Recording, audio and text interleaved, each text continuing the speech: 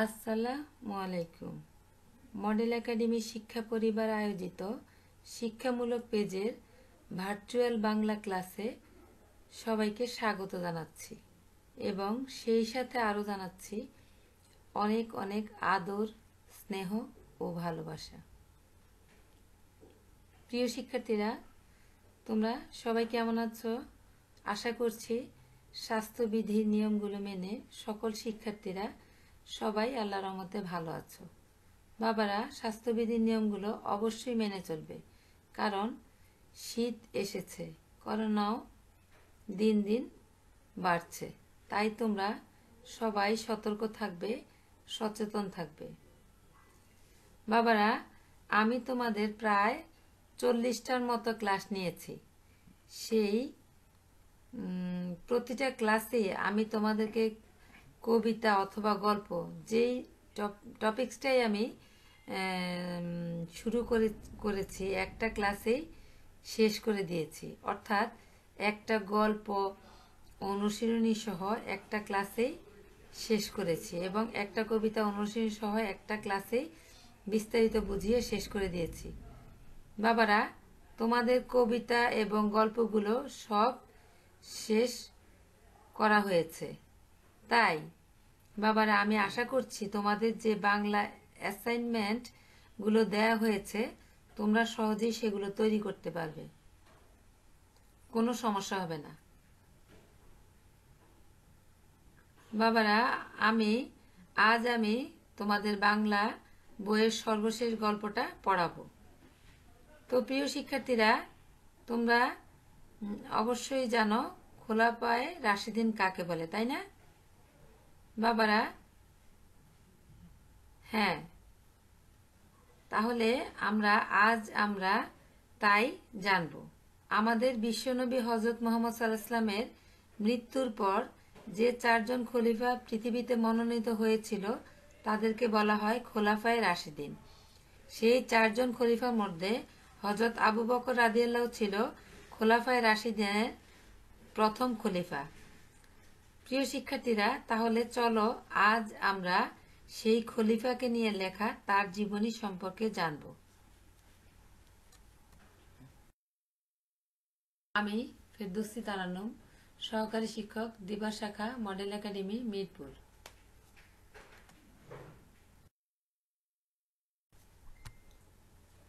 প্রিয় শিক্ষার্থীরা, আমাদের আজকের বিষয় হচ্ছে বাংলা। আজকের পাঠ হচ্ছে হযরত আবু বকর। প্রিয় বাবারা, আমাদের সর্বশেষ গল্পটা হচ্ছে খলিফা হযরত আবু বকর রাদিয়াল্লাহু। তাহলে আজকে আমরা সর্বশেষ পার্ট যেটা আছে সেটা আজকে আমরা ভালো করে বুঝে নেব। ঠিক আছে বাবারা? আমাদের সম্পূর্ণ বই শেষ। আজকে আমরা সর্বশেষ যেই পার্টটি আছে সেটা আমরা জানব। ঠিক আছে বাবারা? শিক্ষণফল: খলিফা হযরত আবু বকর রাদিয়াল্লাহু এর জীবন সম্পর্কে বলতে ও লিখতে পারবে। 2. খলিফা হযরত আবু বকর রাদিয়াল্লাহু এর জীবনী থেকে এক কথায় উত্তর বলতে পারবে।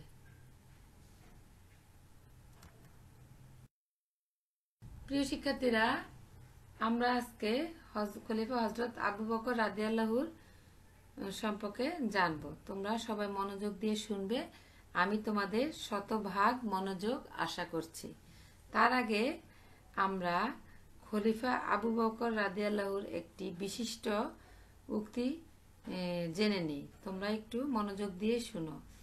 তিনি বলেছেন, ধৈর্য ধারণের প্রতিদান এত প্রচুর যে যার প্রতিদান সম্পর্কে কখনো অনুমান করা যায় না। তাহলে তিনি একজন মহৎ ব্যক্তি ছিলেন। তাহলে আমরা সেই মহৎ ব্যক্তির সম্পর্কে আজকে জানবো। তোমরা সবাই মনোযোগ দিয়ে আমার পড়ানোটা শুনবে এবং বুঝে নিবে। ঠিক আছে বাবারা? আমি তোমাদেরকে বুঝিয়ে দিচ্ছি। হযরত মুহাম্মদ সাল্লাল্লাহু আলাইহি ওয়াসাল্লামের মৃত্যুর পর যে 4জন খলিফা হয়েছিলেন তাদেরকে খোলাফায়ে রাশিদিন বলা হয়। হযরত আবু বকর রাদিয়াল্লাহু ছিলেন খোলাফায়ে রাশিদিনের প্রথম খলিফা। তিনি 573 খ্রিস্টাব্দে মক্কার কুরাইশ বংশের তাইম গোত্রে জন্মগ্রহণ করেন। তার পিতার নাম কুহাফা উসমান আর মাতার নাম সালমা। মহানবী হজরত মোহাম্মদ সাল্লাল্লাহু আলাইহি ওয়াসাল্লামের সর্বাধিক প্রিয় সাহাবী ছিলেন হজরত আবু বকর রাদিয়াল্লাহু। নবীজি সাল্লাল্লাহু আলাইহি ওয়াসাল্লামের সাথে তার গভীর বন্ধুত্ব ছিল। প্রিয় বাবারা, তাহলে আমরা এখানে কি জানলাম যে আমাদের বিশ্বনবী হজরত মুহাম্মদ সাল্লাল্লাহু আলাইহি ওয়াসাল্লামের মৃত্যুর পর পৃথিবীতে 4 জন খলিফা নিযুক্ত হয়েছিলেন। তাদেরকে কি বলা হয়? তাদেরকে বলা হয় খোলাফায়ে রাশিদিন। এবং হযরত আবু বকর রাদিয়াল্লাহু ছিলেন সেই খোলাফায়ে রাশিদিনের একজন প্রথম খলিফা। তিনি কত খ্রিস্টাব্দে জন্মগ্রহণ করেছেন? তিনি 573 খ্রিস্টাব্দে মক্কার কুরাইশ বংশে তাইম গোত্রে জন্মগ্রহণ করেছিল। তোমরা 573 খ্রিস্টাব্দের নিচে আন্ডারলাইন করে নাও বাবারা। তারপরে বলা হয়েছে তার পিতার নাম কি? কুহাফা উসমান এবং তার মাতার নাম ছিল সালমা। মহানবী হযরত মুহাম্মদ সাল্লাল্লাহু আলাইহি ওয়াসাল্লাম কি ছিলেন? তার মহানবী সাল্লাল্লাহু আলাইহি ওয়াসাল্লামের সর্বাধিক মানে সবচেয়ে প্রিয় সাহাবী ছিলেন হযরত আবু বকর রাদিয়াল্লাহু। ঠিক আছে বাবারা। তারপরে নবীজির সাথে ওনার কি ছিল? গভীর বন্ধুত্ব ছিল। তারপরে প্যারায় বলা হয়েছে শিশুকাল থেকে আবু বকর রাদিয়াল্লাহু কোমল হৃদয় ও সুন্দর চরিত্রের অধিকারী ছিলেন। তিনি প্রচুর জ্ঞান অর্জন করেছিলেন। পবিত্র কোরআনের জ্ঞানও ছিল তার অসাধারণ। তিনি বড় কবি, সুবক্তা ও দানশীল ছিলেন। তার পিতা ছিলেন একজন বড় ব্যবসায়ী। শিক্ষা শেষে তিনি পিতার ব্যবসায় দেখাশোনা করতেন। নবীজিকেও তিনি ব্যবসার কাজে সাহায্য করতেন। মুহাম্মদ সাল্লাল্লাহু আলাইহি ওয়াসাল্লাম নবুয়ত লাভ করার পর গোপনে আল্লাহর বাণী প্রচার করতে শুরু করলেন। তাহলে বাবারা, আমরা পরের প্যারায় কি জানতে পারলাম? তিনি ছিলেন একদম ছোটবেলা থেকে হযরত আবু বকর রাদিয়াল্লাহু ছিলেন খুব নরম মনের অধিকারী এবং সুন্দর চরিত্রের অধিকারী। এবং তিনি কি করেছেন? তার অনেক জ্ঞান ছিল। তিনি প্রচুর জ্ঞান অর্জন করেছিলেন। পবিত্র কোরআনের জ্ঞানও তার ছিল অসাধারণ। এবং তিনি কি ছিলেন? তিনি একজন বড় কবি ছিলেন, সুবক্তা ছিলেন এবং দানশীল ছিলেন। তার পিতার নাম কি ছিল? আমরা এইমাত্রই জানলাম, জেনেছি। তার পিতা একজন বড় ব্যবসায়ী ছিল। ঠিক আছে বাবারা, তোমরা এটার নিচে আন্ডারলাইন করে নাও যে তার পিতা ছিলেন একজন বড় ব্যবসায়ী। ব্যবসায়ীর নিচে আন্ডারলাইন করে নাও। তারপরে তিনি কি করেছিলেন? তিনি শিক্ষা আর কাজটা শেষ করে তার পিতা ব্যবসা দেখাশোনার কাজ করতেন এবং তিনি নবীজিকেও ব্যবসার কাজে সাহায্য করেছিলেন। এবং মুহাম্মদ সাল্লাল্লাহু আলাইহি ওয়াসাল্লাম নবুয়ত লাভ করার পর তিনি একদম গোপনে আল্লাহর বাণী প্রচার শুরু করেছিলেন। এতে কি হলো? এতে অনেক বাধা বিঘ্ন লাগলো। এতে অনেক কি করলো? এতে অনেক বাধা বিঘ্ন আসতে লাগলো। নবীজির দাওয়াত পেয়ে আবু বকর রাদিয়াল্লাহু পুরুষদের মধ্যে সর্বপ্রথম ইসলাম ধর্ম গ্রহণ করেন। প্রিয় শিক্ষার্থীরা, তোমরা মূল বইটা খুলে নাও। মূল বইয়ের একদম শেষ অধ্যায়টা আমি তোমাদের পড়াচ্ছি। তোমরা অবশ্যই খুলে নিয়েছো। এখন আমি 100 পৃষ্ঠা পড়াচ্ছি। 99 পৃষ্ঠায় তোমাদের গল্পটা আছে। ঠিক আছে বাবারা, 100 পৃষ্ঠায় আমি চলে এসেছি। নবীজির দাওয়াত পেয়ে, তারপরের প্যারা বলা হয়েছে নবীজির দাওয়াত পেয়ে আবু বকর রাদিয়াল্লাহু পুরুষদের মধ্যে সর্বপ্রথম ইসলাম ধর্ম গ্রহণ করেন। তার পিতামাতাও মহানবী সাল্লাল্লাহু আলাইহি ওয়াসাল্লামের কাছে ইসলাম ধর্ম গ্রহণ করেছিলেন। সুখে দুঃখে আবু বকর রাদিয়াল্লাহু নবীজির সাথে ছায়ার মতো থাকতেন। আবু বকর রাদিয়াল্লাহু ছিলেন সাহসী ও প্রভাবশালী। তাই তিনি প্রকাশ্যে ইসলাম ধর্ম প্রচার করতে শুরু করেন। ইসলাম ধর্ম প্রচার করার সময় মক্কার অনেক লোক মহানবী সাল্লাল্লাহু আলাইহি ওয়াসাল্লামের সঙ্গে শত্রুতা শুরু করেছিল। সেই সময় আবু বকর রাদিয়াল্লাহু মহানবী সাল্লাল্লাহু আলাইহি ওয়াসাল্লামকে সাহস জুগিয়েছিলেন, অনেক অত্যাচারও সহ্য করেছিলেন। মহানবী সাল্লাল্লাহু আলাইহি ওয়াসাল্লামকে কাফেররা হত্যা করতে চাইলে তিনি আল্লাহর আদেশে হযরত আবু বকর রাদিয়াল্লাহুকে সাথে নিয়ে মদিনায় হিজরত করেছিলেন। আবু বকর রাদিয়াল্লাহু নবীজির কাছে শুনেছিলেন ক্রীতদাসকে মুক্তি দেওয়া সওয়াবের কাজ, তাই তিনি নিজের অর্থে হযরত বিলাল রাদিয়াল্লাহু এবং আরো অনেক ক্রীতদাস ক্রয় করে তাদেরকে মুক্তি দেন। প্রিয় শিক্ষার্থীরা, আমরা তাহলে এই 100 পৃষ্ঠায় এসে কি জানলাম তাই আমি তোমাদেরকে বুঝিয়ে দিচ্ছি। 100 পৃষ্ঠায় বলা হয়েছে যে তিনি কি করলেন, নবীজির দাওয়াত পেয়ে তিনি মানে হযরত আবু বকর রাদিয়াল্লাহু, ঠিক আছে, তিনি কি করেছেন, পুরুষদের মধ্যে একদম সর্বপ্রথম ইসলাম ধর্ম গ্রহণ করেছিলেন এবং তিনি তার পিতামাতাও মহানবী সাল্লাল্লাহু আলাইহি ওয়াসাল্লামের কাছে ইসলাম ধর্ম গ্রহণ করেছিলেন এবং সুখে দুঃখে আবু বকর রাদিয়াল্লাহু আমাদের বিশ্বনবী হযরত মুহাম্মদ সাল্লাল্লাহু আলাইহি ওয়াসাল্লামের সাথে সাথেই থাকতেন, ছায়ার মতো থাকতেন। আবু বকর রাদিয়াল্লাহু ছিলেন খুব সাহসী ও প্রভাবশালী একজন ব্যক্তি এবং তিনি প্রকাশ্যে কি করতেন, ইসলাম ধর্ম প্রচার করতে শুরু করেন, কারণ তিনি খুব সাহসী ছিলেন। ঠিক আছে বাবারা, তারপর ইসলাম ধর্ম প্রচার করার সময় মক্কার অনেক লোক মহানবী সাল্লাল্লাহু আলাইহি ওয়াসাল্লামের সঙ্গে কি করলো, শত্রুতা শুরু করছিল। তখন কি করলো, আবু বকর রাদিয়াল্লাহু মহানবী সাল্লাল্লাহু আলাইহি ওয়াসাল্লামকে এসে সাহস দিতেন যে আমি আছি, কোনো ভয় নেই। নবীজিকে তিনি বলতেন, তিনি নবীজিকে সাহস জুগিয়েছিলেন। তারপরে অনেক অত্যাচারও তিনি সহ্য করেছিলেন এই ব্যাপারে, ঠিক আছে বাবারা। তারপরে মহানবী সাল্লাল্লাহু আলাইহি ওয়াসাল্লাম কি করলো, মহানবী সাল্লাল্লাহু আলাইহি ওয়াসাল্লামকে কাফেররা হত্যা করতে চেয়েছিল। তিনি আল্লাহর আদেশে হযরত আবু বকর রাদিয়াল্লাহুকে সাথে নিয়ে মদিনায় হিজরত করেছিলেন। তখন কি করলো, মহানবী সাল্লাল্লাহু আলাইহি ওয়াসাল্লামকে যখন কাফেররা হত্যা করতে চেয়েছিল তখন তিনি কি করলেন, হযরত আবু বকর রাদিয়াল্লাহুকে নিয়ে হযরত মুহাম্মদ সাল্লাল্লাহু আলাইহি ওয়াসাল্লাম মক্কা থেকে মদিনায় হিজরত করতে গিয়েছিলেন এবং আবু বকর রাদিয়াল্লাহু নবীর কাছে শুনেছিলেন যে ক্রীতদাসকে মুক্তি দেওয়া একটা অনেক বড় সওয়াবের কাজ। তাই কি করলেন, তিনি নিজের টাকা খরচ করে, নিজের অর্থ খরচ করে বিলাল রাদিয়াল্লাহুকে হযরত বিলাল রাদিয়াল্লাহু এবং আরো অনেক ক্রীতদাসকে কিনেছিলেন। হ্যাঁ, এখানে বলা হয়েছে যে ক্রয় করেছিলেন এবং ক্রয় করে কি করলেন, তাদেরকে মুক্তি করে দিলেন। হ্যাঁ, মুক্তি দিয়ে দেন।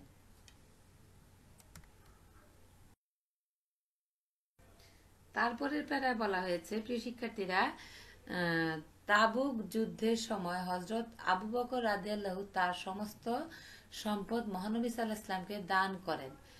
নবীজি সাল্লাল্লাহু আলাইহি ওয়াসাল্লাম অবাক হয়ে আবু বকর রাদিয়াল্লাহুকে জিজ্ঞেস করেন, তুমি ঘরে কি রেখে এসেছো?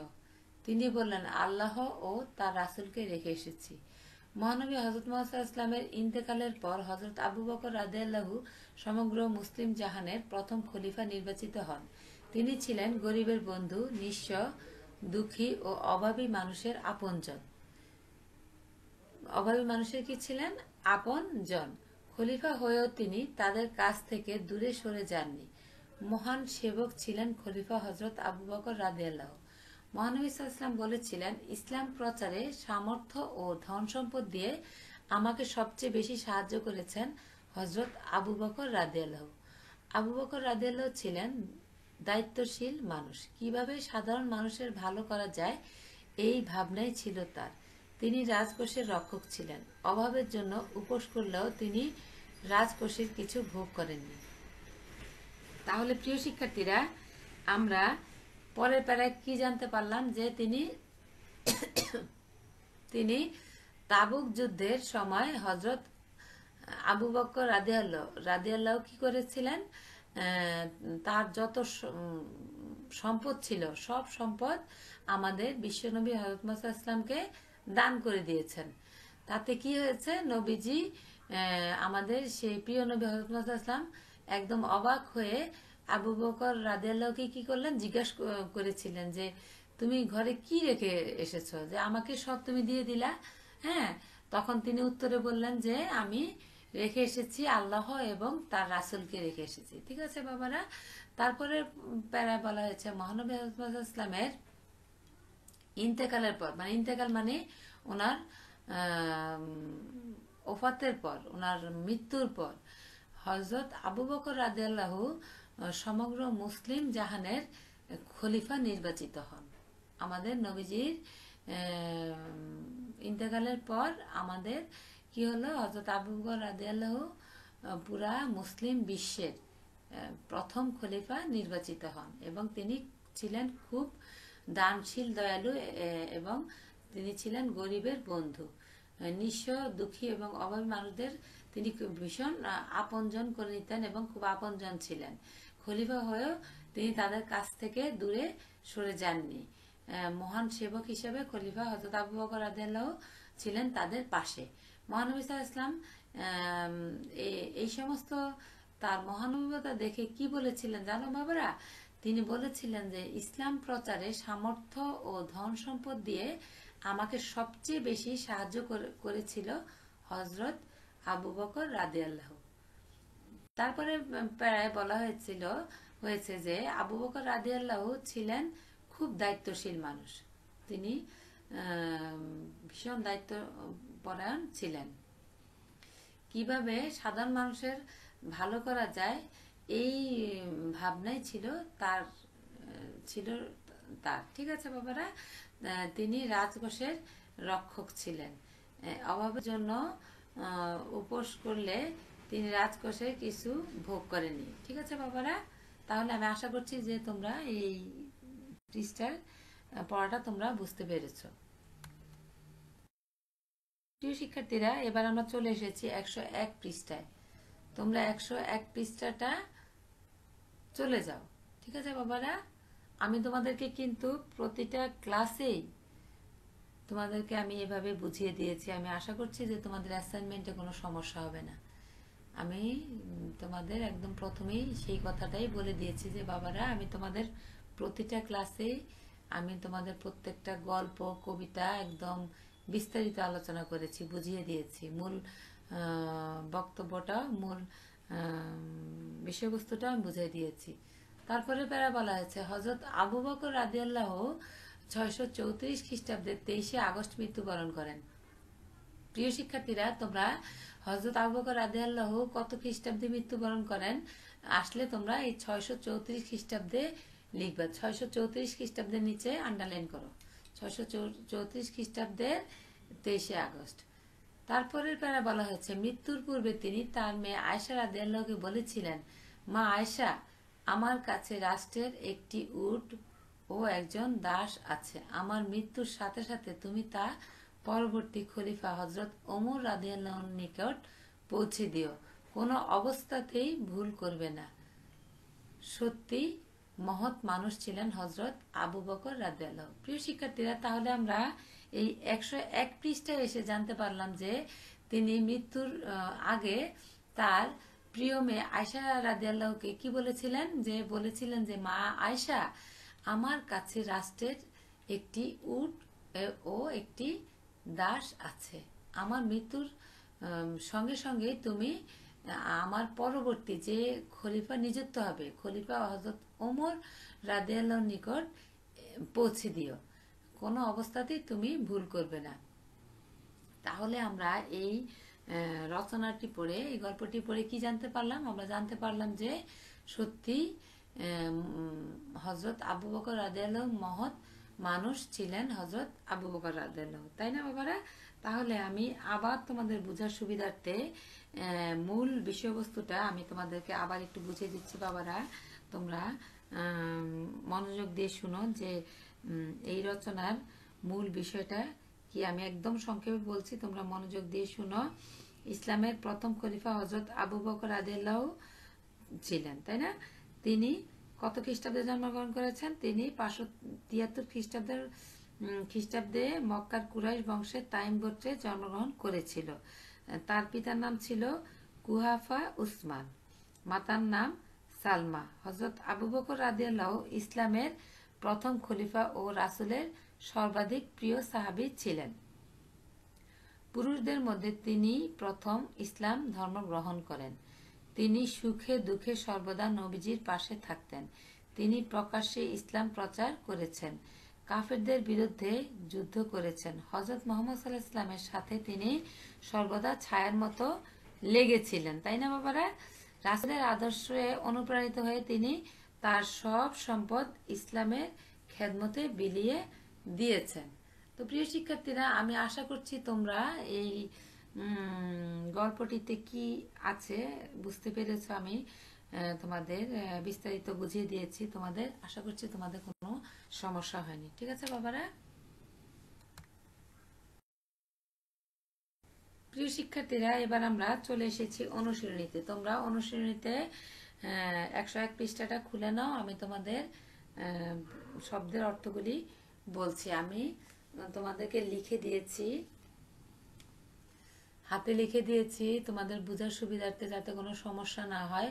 খলিফা হযরত আবু বকর রাদিয়াল্লাহুর এই অনুশীলনীর শব্দার্থগুলি তোমরা মনোযোগ দিয়ে শুনো এবং খাতায় তুলে নাও বাবারা। প্রথমটা হচ্ছে বংশ। বংশ অর্থ কুল। 2 নাম্বার হচ্ছে গোত্র। গোত্র অর্থ গোষ্ঠী বা বংশ। 3 নাম্বার হচ্ছে খলিফা। খলিফা অর্থ খেদমতকার। 4 নাম্বার হচ্ছে সাহাবী। সাহাবী অর্থ সাথী। 5 নাম্বার হচ্ছে অসাধারণ। অসাধারণ অর্থ যা সাধারণ নয়। 6 নাম্বার শব্দটা হচ্ছে নবুয়ত। নবুয়ত অর্থ আল্লাহর বাণী প্রচারের জন্য আদেশ পাওয়া। 7 নাম্বার শব্দটা হচ্ছে কৃতদাস। কৃতদাস অর্থ কেনা গোলাম। 8 নাম্বার শব্দ হচ্ছে হযরত মুহাম্মদ সাল্লাল্লাহু আলাইহি ওয়াসাল্লাম, অর্থ নবীজি অথবা মহানবী। 9 নাম্বার হচ্ছে মহৎ। মহৎ অর্থ উদার অথবা শ্রেষ্ঠ। তারপর শব্দগুলো আমরা এবার জানবো। প্রিয় শিক্ষার্থীরা, আমরা এবার পরের শব্দের অর্থগুলো জানবো বাবারা। পরবর্তী স্লাইডে আছে, আমি লিখে দিয়েছি যে পরের শব্দগুলি হচ্ছে 10 নাম্বার হচ্ছে আদর্শ। আদর্শ অর্থ অনুসরণীয় বা নীতি বা ন্যায়। ঠিক আছে বাবারা? তোমরা অনুসরণীয় লিখলেও হবে, নীতি লিখলেও হবে, ন্যায় লিখলেও হবে। তারপর শব্দটা হচ্ছে বন্ধুত্ব। বন্ধুত্ব অর্থ যার সাথে ভালো সম্পর্ক থাকে। 12 নাম্বার হচ্ছে সুবক্তা। সুন্দর বক্তব্য দেন যিনি। 13 নম্বর হচ্ছে শত্রুতা। শত্রুতা অর্থ বিরোধিতা বা বৈরিতা, দুইটাই হবে। তোমরা বিরোধিতা লিখলেও হবে, বৈরিতা লিখলেও হবে। 14 নম্বর হচ্ছে ক্রয়। ক্রয় অর্থ কেনা বা খরিদ। 15 নম্বর হচ্ছে রক্ষক। রক্ষক অর্থ রক্ষাকর্তা বা ত্রাণকর্তা। 16 নম্বর হচ্ছে ইন্তেকাল। ইন্তেকাল অর্থ মৃত্যু। এই যে আমরা এই গল্পটাতে পড়েছি যে মহানবী হযরত মুহাম্মদ সাল্লাল্লাহু আলাইহি ওয়াসাল্লামের ইন্তেকালের পর, তাহলে আমরা ইন্তেকাল অর্থ কি এখানে জানতে পারলাম। ইন্তেকাল অর্থ মৃত্যু। 17 নাম্বার সর্বশেষ শব্দের অর্থটা হচ্ছে নিঃস্ব। নিঃস্ব অর্থ কপর্দকহীন বা খালি। ঠিক আছে বাবারা? আমি আশা করছি যে তোমাদের এই শব্দের অর্থগুলো বুঝতে কোনো সমস্যা হয়নি। শিক্ষার্থীরা, এবার আমরা চলে এসেছি খালি ঘরে। আমি লিখে দিয়েছি, দেখো কোনায় খলিফা হযরত আবু বকর রাদিয়াল্লাহু এই গল্পের শূন্যস্থান ডান পাশে আমি লিখে দিয়েছি বাবারা, তোমরা দেখতে পাচ্ছ? তাহলে আমি এবার শূন্যস্থান, তোমাদের শূন্যস্থানগুলো পড়ে আমি শোনাচ্ছি। তোমরা মনোযোগ দিয়ে শুনো এবং খাতায় তুলে নাও। আমি একদম স্পষ্ট করে লিখে দিয়েছি বোর্ডে। ঠিক আছে বাবারা? ক নাম্বার হচ্ছে আমি উত্তর সহ তোমাদেরকে বলে দিচ্ছি। ঠিক আছে বাবারা?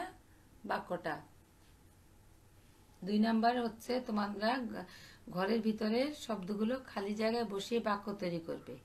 অনুশীলনীর 101 পৃষ্ঠায় তোমরা দেখতে পাবে যে শূন্যস্থান আছে। ঠিক আছে বাবারা? তোমরা এই শূন্যস্থানগুলো খাতায় তুলে নাও। ক, হযরত মুহাম্মদ সাল্লাল্লাহু আলাইহি ওয়াসাল্লাম শত্রু মিত্র সবাইকে ক্ষমা করতেন। তাহলে এই শূন্যস্থানের জায়গায় হবে হযরত মুহাম্মদ সাল্লাল্লাহু আলাইহি ওয়াসাল্লাম। খ, আমরা মহানবী সাল্লাল্লাহু আলাইহি ওয়াসাল্লাম এর আদর্শ অনুসরণ করব। ঠিক আছে বাবারা, আমরা কি করব? মহানবী সাল্লাল্লাহু আলাইহি ওয়াসাল্লামের আদর্শ অনুসরণ করে চলবো। তাহলে শূন্যস্থানে হবে আদর্শ। ঠিক আছে বাবারা। তারপরে হচ্ছে গ, মহানবী সাল্লাল্লাহু আলাইহি ওয়াসাল্লাম এর প্রিয় সাহাবী ছিলেন আবু বকর রাদিয়াল্লাহু। তাহলে মহানবী সাল্লাল্লাহু আলাইহি ওয়াসাল্লামের প্রিয় কে ছিলেন? সাহাবী ছিলেন আবু বকর রাদিয়াল্লাহু। তোমরা প্রিয় শিক্ষার্থীরা এই সাহাবীর নিচে এই দেশের জায়গায় সাহাবী হবে। তারপরেরটা হচ্ছে ঘ, বংশসূত্রে সম্পর্কিত কয়েকটি পরিবারকে একত্রে গোত্র বলে। তাহলে শূন্যস্থানে কি হবে বাবারা? গোত্র হবে। তোমরা এই শূন্যস্থানে গোত্র লিখবে। উ, তিনি একজন মহৎ প্রাণের মানুষ ছিলেন।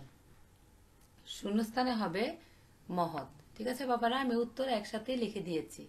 চ, হযরত আয়েশা রাদিয়াল্লাহু অসাধারণ গুণের অধিকারী ছিলেন। তাহলে শূন্যস্থান হবে তোমার অসাধারণ, শূন্যস্থানে হবে অসাধারণ। ঠিক আছে বাবারা। ছ, মহানবী সাল্লাল্লাহু আলাইহি ওয়াসাল্লাম 40 বছর বয়সে নবুয়ত লাভ করেন। তাহলে শূন্যস্থানে কি হবে বাবারা? নবুয়ত হবে। তাহলে আর একটা তোমাদের শূন্যস্থান আছে, সেটা আমি মুখে বলে দিচ্ছি। সর্বশেষ শূন্যস্থানটা হচ্ছে মহানবী সাল্লাল্লাহু আলাইহি ওয়াসাল্লাম বলেছিলেন ঢ্যাস মুক্তি দেওয়া সওয়াবের কাজ। তাহলে মহানবী সাল্লাল্লাহু আলাইহি ওয়াসাল্লাম কি বলেছিলেন? কৃতদাস কে মুক্তি দেওয়া সওয়াবের কাজ। তোমরা এই শূন্যস্থানে হবে কৃতদাস। তোমরা কৃতদাসটা লিখে নেবে, বরিকার জটা। ঠিক আছে বাবারা, আমি সেটা মুখে বলে দিলাম। মহানবী সাল্লাল্লাহু আলাইহি ওয়াসাল্লাম বলেছিলেন কৃতদাস মুক্তি দেওয়া সওয়াবের কাজ। শূন্যস্থানে হবে কৃতদাস। প্রিয় শিক্ষার্থীরা, এবার আমরা চলে যাব পরবর্তী স্লাইডে। পরবর্তী স্লাইডে আছে তোমাদের যুক্ত বর্ণ। তোমাদের বইতে 2টা যুক্ত বর্ণ আছে, আমি আরো 4টা যুক্ত বর্ণ যুক্ত করেছি। ঠিক আছে বাবারা, আমি তৈরি করে দিয়েছি তোমাদের সুবিধার্থে, যাতে তোমরা এগুলো জানতে পারো। তোমাদের ক্লাস 4-এ উঠলে কিন্তু এগুলো লাগবে।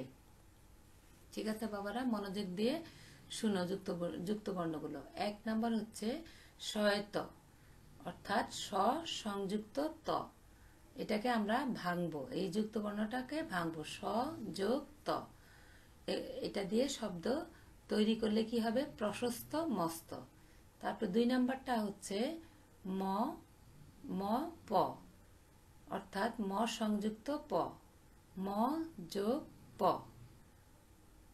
এখানে আমরা এই ম পটাকে, ম সংযুক্ত পটাকে ভেঙেছি, ম যোগ প। ঠিক আছে বাবারা, তাহলে কি হয়? ম যোগ প লিখেছি, তার শব্দগুলো হবে, শব্দ তৈরি করলে হবে সম্পর্ক চম্পা। ঠিক আছে বাবারা। তারপরে 3 নাম্বার হচ্ছে তয়রফলা। এটাকে যদি আমরা ভাঙতে চাই তাহলে হবে ত যোগ রফলা। শব্দগুলো তৈরি হবে শত্রু মিত্র। 4 নাম্বার যুক্ত বর্ণটা হচ্ছে পয়রফলা। এটাকে যদি আমরা ভাঙি তাহলে হবে প যোগ রফলা। শব্দগুলো হবে প্রথম প্রবেশ। 5 নাম্বার হচ্ছে ন সংযুক্ত দ, ন যোগ দ। শব্দগুলো হচ্ছে সুন্দর মন্দ। 6 নাম্বার হচ্ছে ম সংযুক্ত ম, ম যোগ ম, মুহাম্মদ সম্মান। তো প্রিয় শিক্ষার্থীরা, আমি আশা করছি যে তোমরা এই অনুশীলনী যুক্ত বর্ণটাও বুঝতে পেরেছো, তোমাদের কোনো সমস্যা হয়নি। ঠিক আছে বাবারা। আমরা এবার চলে এসেছি সঠিক উত্তরে। তোমরা 102 পৃষ্ঠা খুলে নাও। 102 পৃষ্ঠা, 102 পৃষ্ঠায় সঠিক উত্তরগুলো হচ্ছে, অর্থাৎ ঠিক উত্তরটি বাছাই করে বলি ও লিখি। আমরা এখন সঠিক উত্তর কোনটি জানবো। তোমরা প্রিয় শিক্ষার্থীরা আমি দেখো এই বোর্ডের এক পাশে লিখে দিয়েছি সঠিক উত্তর, ডান দিকে তোমরা দেখতে পাচ্ছ। আমি প্রশ্নটা বলবো এবং অপশনগুলো বলবো, সাথে যেই উত্তরটা সঠিক হবে সেটা আমি লাল কালি দিয়ে টিক চিহ্ন দিয়ে দিয়েছি, তোমরা বোর্ডে দেখতে পাচ্ছ। ঠিক আছে বাবারা? ক হচ্ছে খোলাফায়ে রাশিদিনের প্রথম খলিফা কে ছিলেন? অপশনগুলি হচ্ছে: 1 হজরত আলী রাদিয়াল্লাহু, 2 হজরত আবু বকর রাদিয়াল্লাহু, 3 হজরত ওমর রাদিয়াল্লাহু, 4 হজরত ওসমান রাদিয়াল্লাহু। খ হজরত আবু বকর রাদিয়াল্লাহু তাবুক যুদ্ধের সময় মহানবী সাল্লাল্লাহু আলাইহি ওয়াসাল্লামকে কি দান করেছিলেন? আচ্ছা বাবারা, তোমরা কর উত্তরটা হবে হজরত আবু বকর রাদিয়াল্লাহু। তোমরা দেখতে পাচ্ছ আমি লাল কালি দিয়ে টিক চিহ্ন দিয়েছি। ঠিক আছে বাবারা? তারপরে খটা হচ্ছে হজরত আবু বকর রাদিয়াল্লাহু তাবুক যুদ্ধের সময় মহানবী সাল্লাল্লাহু আলাইহি ওয়াসাল্লামকে কি দান করেছিলেন? অপশনগুলো হচ্ছে: 1 একটি উট, 2 একজন কৃতদাস, 3 সমস্ত সম্পদ, 4 ব্যবসার অর্থ। উত্তর সমস্ত সম্পদ। ঠিক আছে বাবারা? আমি কিন্তু টিক চিহ্ন দিয়ে দিয়েছি, তোমরা দেখতে পাচ্ছ। ঠিক আছে বাবারা?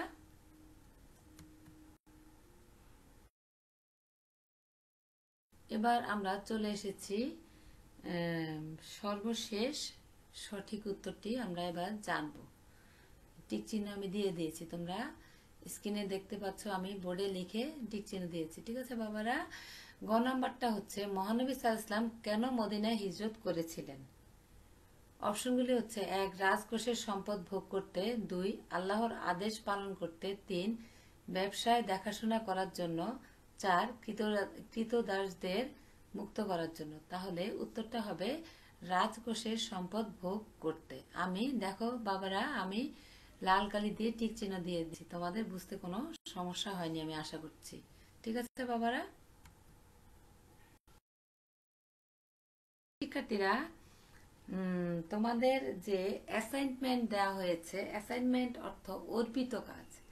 হ্যাঁ, অ্যাসাইনমেন্ট অর্থ অর্পিত কাজ অথবা নির্দিষ্ট কাজ। তোমাদেরকে যে নির্দিষ্ট কাজটা দেওয়া হয়েছে, তোমাদের কাছে যেই কাজটা দেওয়া হয়েছে, অর্পণ করা হয়েছে, আমি আশা করছি তোমরা সেগুলি করতে পেরেছো।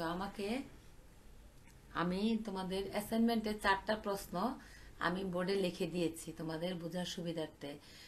কারণ আমাকে সম্মানিত কয়েকজন অভিভাবক ফোন দিয়েছিলেন যে ম্যাডাম আপনি একটু দয়া করে আমাদেরকে প্রশ্নগুলি লিখে দিবেন, আমরা খুঁজে পাচ্ছি না। সেজন্য আমি তোমাদের ওনাদের সম্মানার্থে আমি তোমাদের প্রশ্নগুলি তৈরি করে দিয়েছি। নইলেও আমি অনুশীলনের প্রশ্ন আমি প্রতি ক্লাসে আমি তোমাদেরকে দিয়ে দেই। তো ঠিক আছে বাবারা, আমি প্রশ্নগুলি তৈরি করে দিয়েছি। আমি আশা করছি তোমাদের কোনো বুঝতে সমস্যা হবে না, তোমরা অ্যাসাইনমেন্টগুলি তৈরি করতে পারবা। ঠিক আছে বাবারা? 1 নাম্বার হচ্ছে খোলাফায়ে রাশিদিন কাকে বলে? আমি প্রথমেই তোমাদেরকে খোলাফায়ে রাশিদিন সংজ্ঞাটা আমি বলে দিয়েছি স্বাগত বক্তব্যে। তারপর আমি আবার তোমাদের বোঝার সুবিধার্থে আমি লিখে দিয়েছি। বাবারা, উত্তরটা হবে হযরত মুহাম্মদ সাল্লাল্লাহু আলাইহি ওয়াসাল্লামের মৃত্যুর পর যে 4 জন খলিফা হয়েছিলেন তাদেরকে খোলাফায়ে রাশিদিন বলা হয়। 2 নম্বর হচ্ছে হযরত আবু বকর রাদিয়াল্লাহু কোথায় জন্মগ্রহণ করেন এবং কবে মৃত্যুবরণ করেন?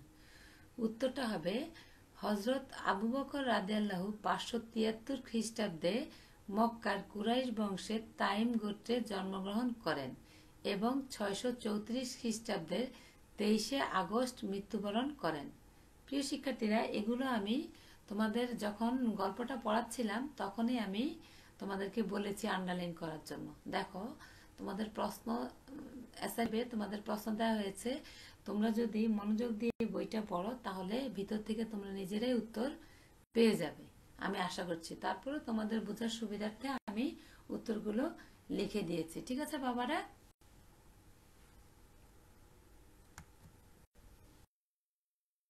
প্রিয় শিক্ষার্থীরা, এবার 3 নাম্বার প্রশ্নের উত্তরটা তোমরা লিখে নাও, মনোযোগ দিয়ে শুনবে। 3 নম্বর প্রশ্নটা হচ্ছে মৃত্যুর পূর্বে তিনি মেয়ে আয়েশা রাদিয়াল্লাহুকে কি বলেছিলেন? উত্তরটা হবে মৃত্যুর পূর্বে তিনি তার মেয়ে আয়েশা রাদিয়াল্লাহুকে বলেছিলেন, মা আয়েশা, আমার কাছে রাষ্ট্রের একটি উট ও একজন দাস আছে, আমার মৃত্যুর সাথে সাথে তুমি তা পরবর্তী খলিফা হজরত ওমর রাদিয়াল্লাহু এর নিকট পৌঁছে দিও, কোনো অবস্থাতেই ভুল করবে না। প্রিয় শিক্ষার্থীরা, তাহলে মৃত্যুর পূর্বে তিনি মানে কে? হজরত আবু বকর, তাই না? হজরত আবু বকর রাদিয়াল্লাহু তার মেয়ে আয়েশা রাদিয়াল্লাহুকে কি বলেছিলেন? উত্তরটা আমি আবার তোমাদের সুবিধার জন্য বলে দিচ্ছি।